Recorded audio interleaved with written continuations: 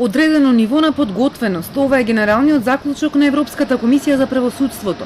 Најголем напредок е забележан во делот на усвојувањето на судските реформи и стратегијата за правосудството.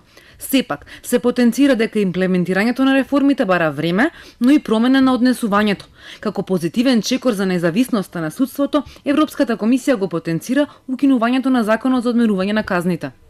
Меѓутоа, потребни се понатамошни напори да се сменат ефектите од минатиот период и да се гарантира целосна независност на судството во пракса. Останува ризикот од политичко мешање во судството.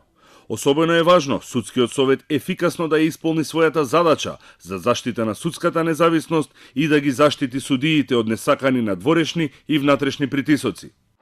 Извештајот ја одликува реалната состојба, смета Мирослав Драганов од Институтот за човекови права. Например, ќе видите дека кажува направени се некои почетни чекори, почетни реформи, назадувањето од претходниот период, да кажеме да се врати на некоја нулта позиција.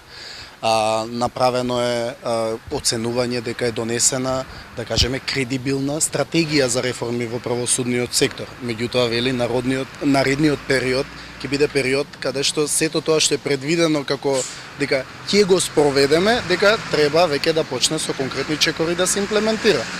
Во извештајот се нотира и дека последните месеци има промена на однесувањето на кривичниот суд во однос на специјалното обвинителство, кое претходно се соочувало со отпор.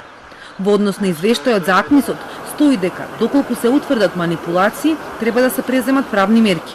Европската комисија констатира дека имало недостатоци во транспарентност на процедурите и квалификуваноста при назначување на некои претседатели на судови, но и дека изборот на судиите и обвинителите не секогаш бил според системот на заслуги. Се очекува со новите законски решенија да се внесе квалитативниот критериум.